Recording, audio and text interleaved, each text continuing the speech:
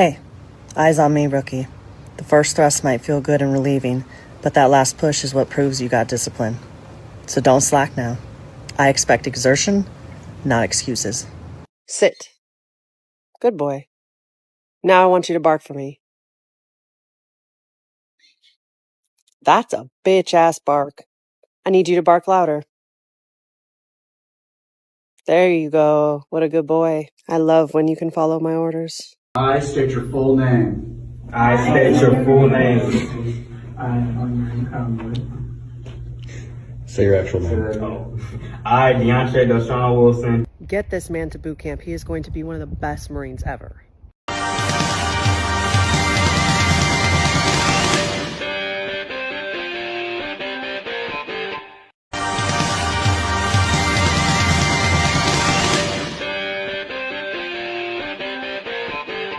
Rage bait military members by saying this. I would laugh at a drill instructor's face if they screamed at me. Why are there different branches? Y'all just do the same thing. If I was in the Army, I'd be a Navy SEAL.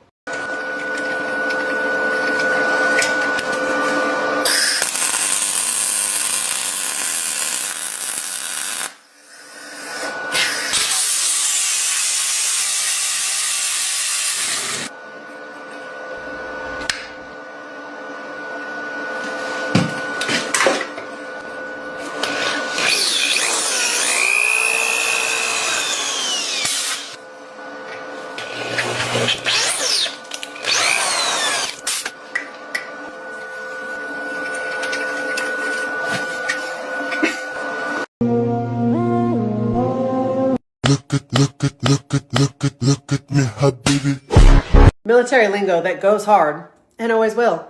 Part 2. First one we have is tactically acquired.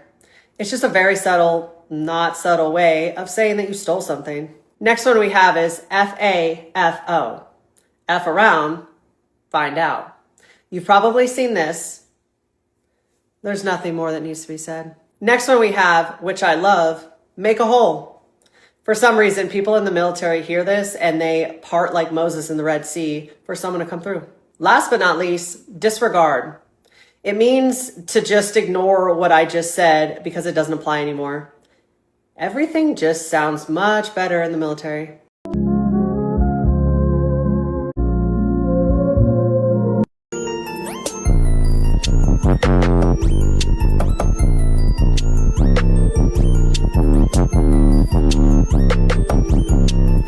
They had private jets, mansions on 3 continents, bank accounts with more zeros than most of us will ever count in a lifetime.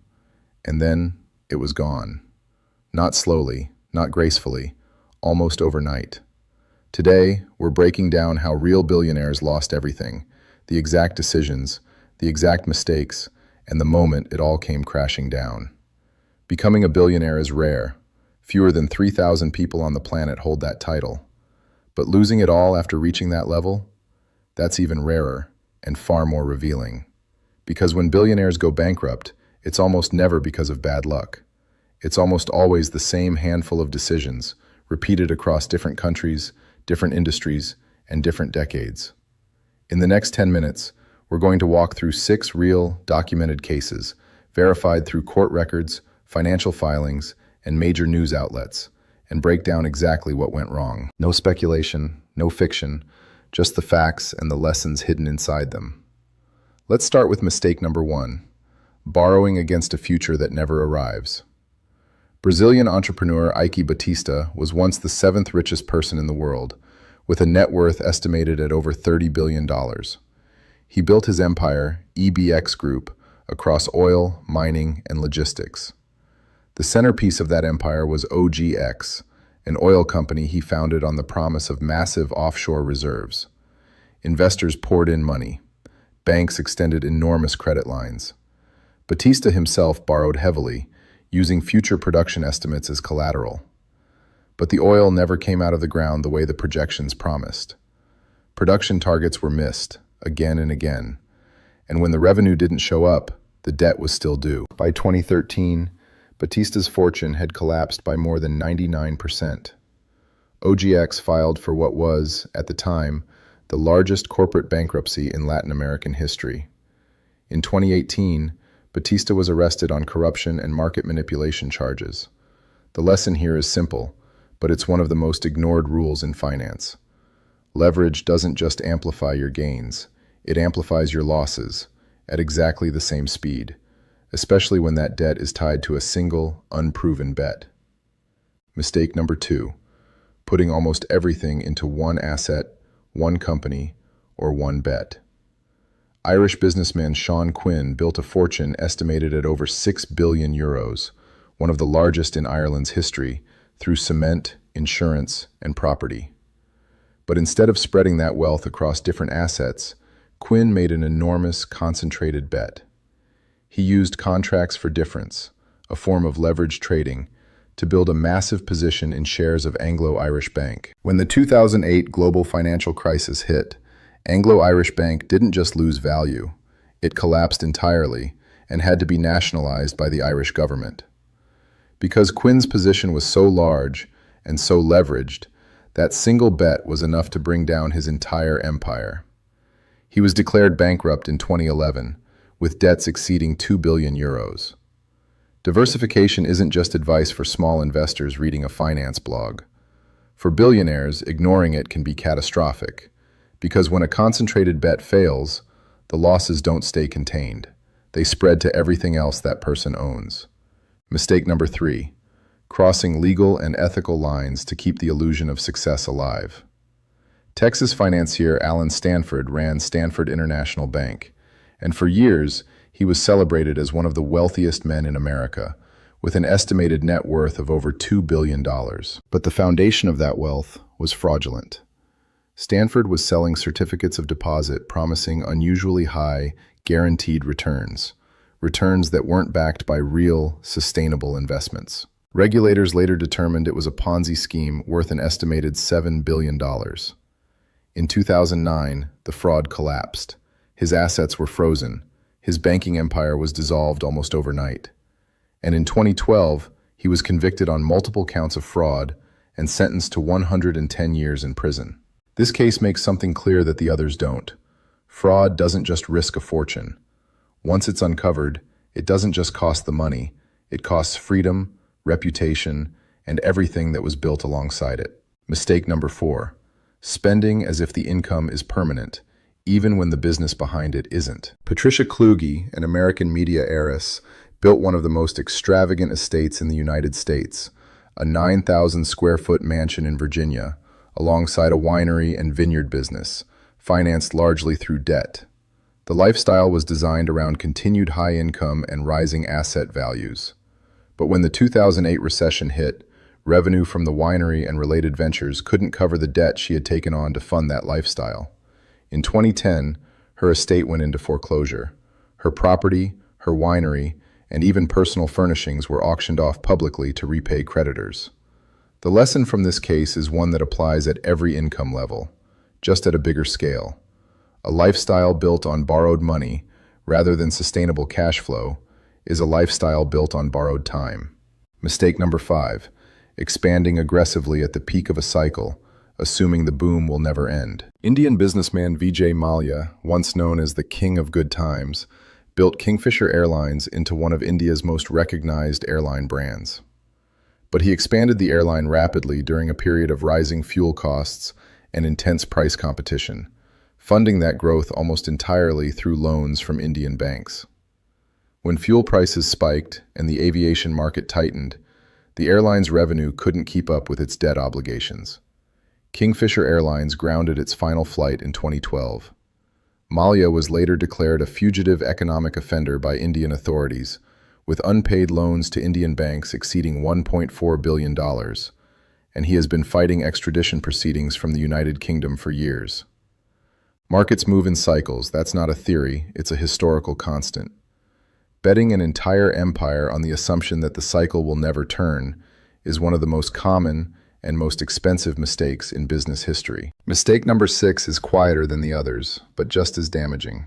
Failing to build a fortune that can survive without the person who built it.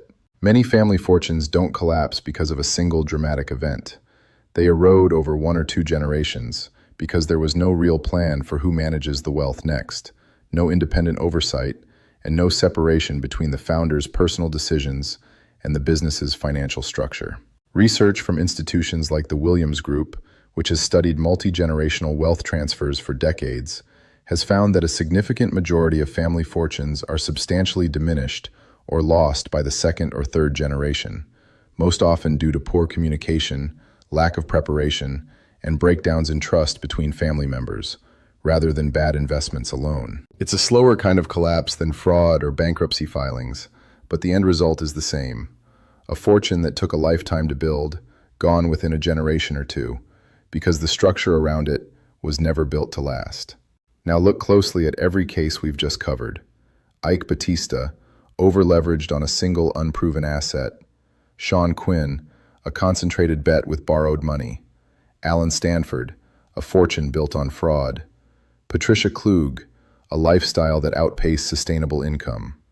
Vijay Mallya, aggressive expansion at exactly the wrong point in the cycle. And countless family fortunes, lost simply from a failure to plan beyond one generation.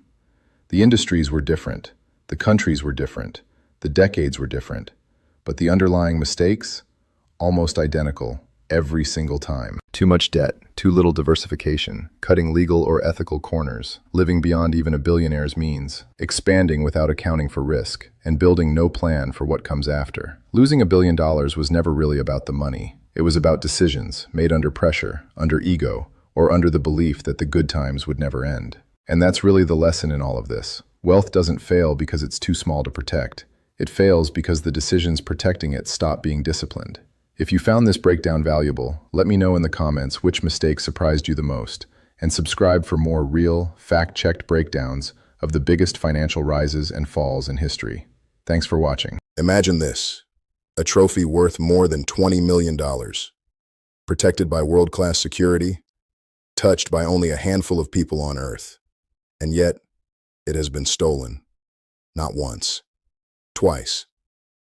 One of those thefts ended with an ordinary dog becoming an international hero. The other ended with football's greatest treasure disappearing forever. But here's the strangest part. The trophy lifted by every World Cup champion today isn't the same trophy that Pelé lifted. So, where did the original go? Who stole it? Why does FIFA refuse to let champions keep the real trophy anymore? And what secret makes this Golden Cup one of the most valuable objects in all of sports? This is the untold story of the FIFA World Cup trophy. When people think about the FIFA World Cup, they imagine unforgettable goals, legendary players, and one golden trophy raised toward the sky. But that iconic trophy has a history almost as dramatic as the tournament itself. The story begins in 1930. At that time, FIFA president Jules Rimet had accomplished what many believed was impossible, creating the first global football tournament. For this historic competition, FIFA commissioned a special trophy. Interestingly, it wasn't originally called the Jules Rimet Trophy. Its first name was simply Victory. The trophy was designed by French sculptor Abel Lafleur. Instead of a football, he created the Greek goddess Nike, holding a victory cup high above her head. It stood roughly 35 centimeters tall, made from gold-plated sterling silver, and rested on an elegant lapis lazuli base. For the first World Cup in Uruguay, this wasn't just a prize. It became a symbol of national pride, international prestige, and football immortality. No one could have imagined that this beautiful object would one day become one of the most wanted trophies in history. As the years passed, the World Cup became larger, the trophy became more famous, and with every tournament, its value increased, not because of the gold, but because of the legends who touched it. Uruguay, Italy, Germany, Brazil. Every victory added another chapter. Every champion made the trophy even more priceless. Then, World War II changed everything. Europe descended into chaos. Cities were bombed. Museums were looted. Precious artifacts disappeared forever. And hidden somewhere in Italy was football's greatest treasure. A treasure the Nazis could have seized at any moment. But one man made an extraordinary decision, Instead of storing the trophy inside a bank or a government vault, he hid it inside a simple shoebox under his own bed. Yes, the most valuable object in football spent years hidden beneath an ordinary bed, and the reason why sounds almost unbelievable. To be continued in part 2. By the late 1930s, Europe had fallen into chaos. World War II was spreading across the continent. Museums were being looted. National treasures disappeared overnight. Anything valuable could become a target. At that moment, the Jules Rimet Trophy belonged to Italy. They had won the 1938 FIFA World Cup, and according to tournament rules at the time, the defending champions kept the trophy until the next World Cup. But the next tournament never happened. The war canceled both the 1942 and 1946 World Cups, which meant football's greatest prize remained trapped in war-torn Europe. A decision that changed football history. The trophy had officially been placed inside a bank vault in Rome. On paper, that sounded secure. In reality, it was probably the first place occupying forces would search. One Italian football official understood this better than anyone. His name was Ottorino Barassi. Barassi made a decision that almost nobody knew about for decades. He secretly removed the trophy from the bank without attracting attention. Then, instead of hiding it in another secure building, he placed it inside an ordinary shoebox, not a safe, not a military bunker, just a cardboard shoebox. He carried it home, slid it underneath his bed, and left it there throughout much of the war. Imagine that. While bombs fell across Europe, while governments collapsed, and priceless works of art vanished forever, the most famous trophy in football history was lying quietly, under an ordinary bed in Rome. The trophy survives. For years, almost nobody knew where it was. There were no public announcements, no newspaper headlines, no photographs, only one man and one unbelievable secret. When World War II finally ended, Barassi revealed the trophy.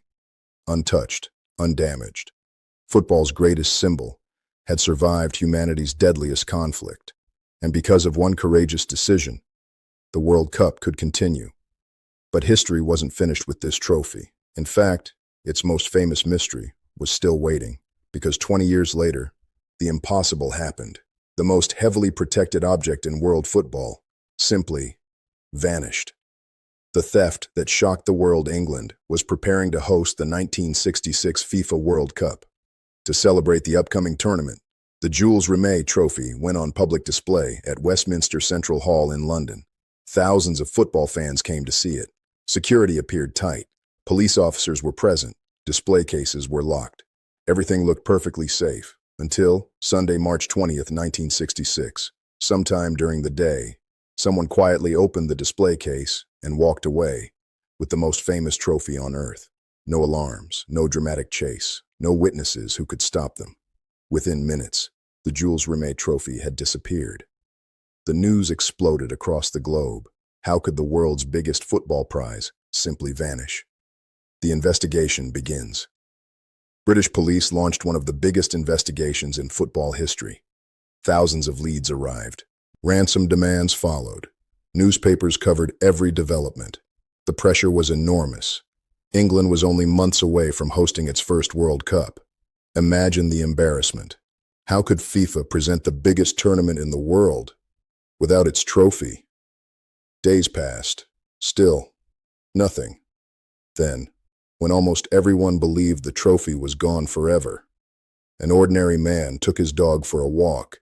Neither of them had any idea. They were about to become part of football history. And what happened next sounds like something from a Hollywood movie. To be continued in part 3. The world's greatest football trophy had vanished. Scotland Yard was searching. The media was in panic. FIFA was demanding answers. Days passed, and every clue led nowhere. Then, without knowing it, an ordinary black and white dog changed football history forever.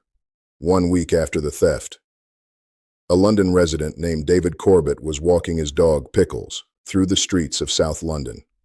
Suddenly, Pickles stopped. He began sniffing a hedge. At first, Corbett thought it was just another discarded newspaper. But Pickles refused to move. Curious, Corbett reached down and opened the package. Inside was the missing Jules Rimet trophy. The impossible had happened. Not a detective, not a government agent, not Scotland Yard. A dog had solved the biggest mystery in football within hours. The story spread across the world. Pickles became an international celebrity.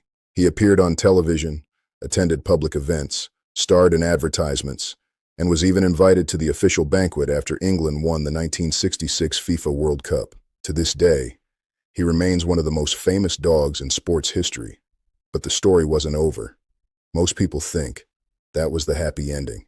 It wasn't, because only a few years later, football's greatest trophy would disappear again. This time, forever. Brazil's historic victory. In 1970, Brazil defeated Italy in the FIFA World Cup final. It was their third World Cup title. According to FIFA's rules at the time, the first nation to win the tournament 3 times would keep the original Jules Rimet trophy permanently. Brazil had achieved football immortality. The trophy was placed inside the headquarters of the Brazilian Football Confederation in Rio de Janeiro, behind glass, protected, celebrated, or so everyone believed. The second theft. On December 19, 1983, criminals broke into the Confederation headquarters. Instead of smashing the bullet-resistant front, they attacked the weaker wooden rear of the display cabinet. Within minutes, the Jules Rimet trophy, the original World Cup trophy, was gone. Unlike the 1966 theft, there was no miracle, no Pickles, no lucky discovery. Despite arrests, investigations, and international attention, the trophy has never been recovered. Investigators believe it was likely melted down for its precious metal, although no definitive proof of its destruction has ever been found. One of the most important objects in sports history simply disappeared. Forever, a new era begins. Fortunately, FIFA had already prepared for the future. Before the 1974 FIFA World Cup, it launched an international design competition. More than 50 designs were submitted. Only one was chosen. Italian sculptor Silvio Gazzaniga created the trophy we know today. Unlike the old design, this one showed 2 human figures lifting the earth, symbolizing football's power to unite the world. It stands about 36 centimeters tall, weighs 6.175 kilograms, is made from 18-karat gold, and rests on a base of green malachite. Today, it is recognized instantly across every continent. The $20 million secret people often ask, is it really worth $20 million? The answer depends on how you measure value. The gold alone is worth only a fraction of that amount, but the trophy's true value comes from something impossible to replace. History, legacy. Every legendary captain, from Pelé to Diego Maradona to Zinedine Zidane to Lionel Messi, has lifted this symbol of football greatness. That priceless historical significance is why experts often estimate its insured and collectible value at well over $20 million. One final secret. Here's something many fans still don't know. When a nation wins the FIFA World Cup today, they celebrate with the original trophy during the presentation ceremony. But after the celebrations, it goes back to FIFA. The champions do not keep the original. Instead, they receive an official gold-plated FIFA World Cup winner's trophy. Even touching the original trophy is a privilege reserved for a very small group, world champions, selected FIFA officials, and certain heads of state. Because after surviving a world war, after being stolen twice, and after one version disappearing forever, FIFA decided the greatest trophy in football would never again be left unprotected. Every 4 years, billions of people watch one unforgettable moment. A captain lifts a golden trophy, confetti fills the sky, and history is made. But hidden behind that celebration is a story of war, courage, mystery, crime, and one extraordinary dog that saved football's greatest treasure. The FIFA World Cup trophy isn't valuable because it's made of gold. It's valuable because it carries the dreams of every player, every nation, and every generation that has ever believed that for one magical month, anything is possible. And perhaps that's why it remains the most iconic trophy the world has ever known.